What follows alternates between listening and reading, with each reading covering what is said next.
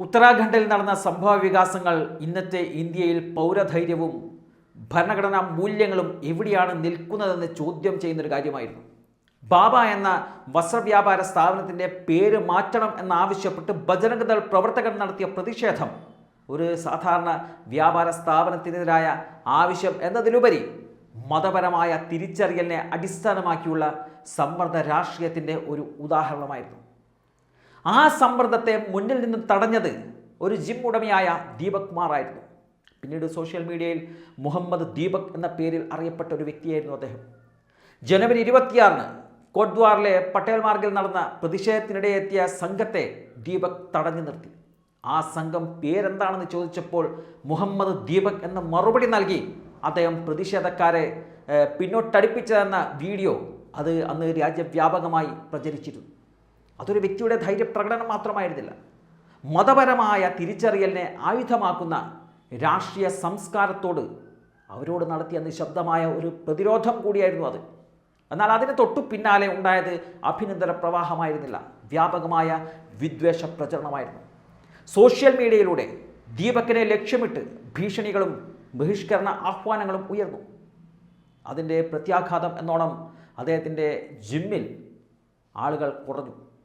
ഏതാണ്ട് 150ഓളം അംഗങ്ങളുണ്ടായിരുന്ന ആ ഒരു സ്ഥാപനത്തിൽ പിന്നീട് വെറും 12-15 പേർ മാത്രം അവശേഷിച്ചു എന്നുള്ള റിപ്പോർട്ടുകൾ തൊട്ടു പിന്നാലെ പുറത്തേക്ക് വന്നു. സാമ്പത്തികമായി ഒറ്റപ്പെടുത്തുക, സാമൂഹികമായി ഒറ്റപ്പെടുത്തുക, ഇതായിരുന്നു സംഘപരിവാർ സമീപനങ്ങളുടെ സ്ഥിരമായ ഒരു തന്ത്രമെന്ന് പറയുന്നത്.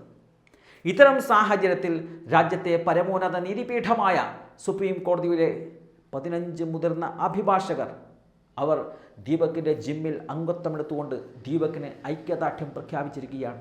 ഇത് ഭരണഘടനാ മൂല്യങ്ങളുടെ പരസ്യ പ്രഖ്യാപനമാണ്.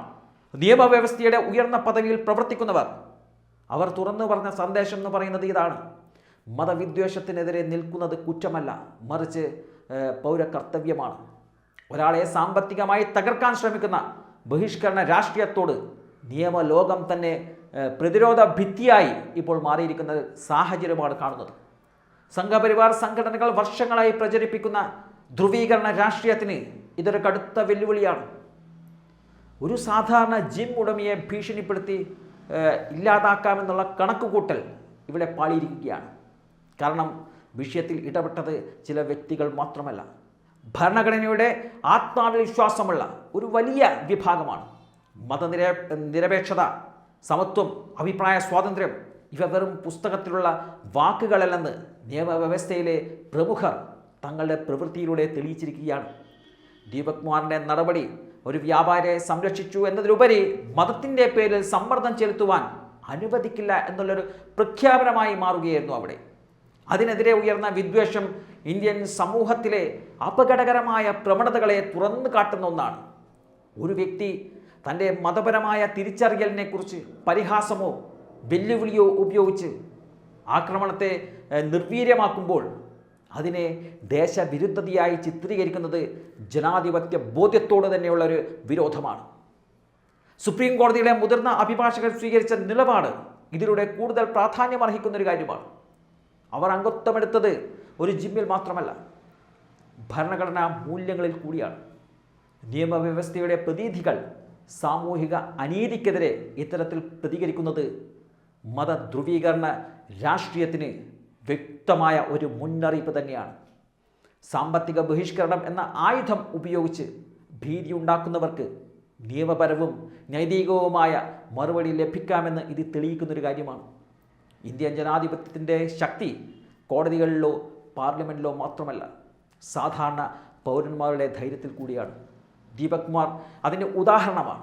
അദ്ദേഹത്തിനെതിരെ ഉയർന്ന വിദ്വേഷ തരംഗം അത് താൽക്കാലികമാകാം, പക്ഷേ അദ്ദേഹത്തിന് ലഭിച്ച നിയമലോകത്തിൻ്റെ പിന്തുണ അത് ദീർഘകാല സന്ദേശമാണ് നൽകുന്നത്.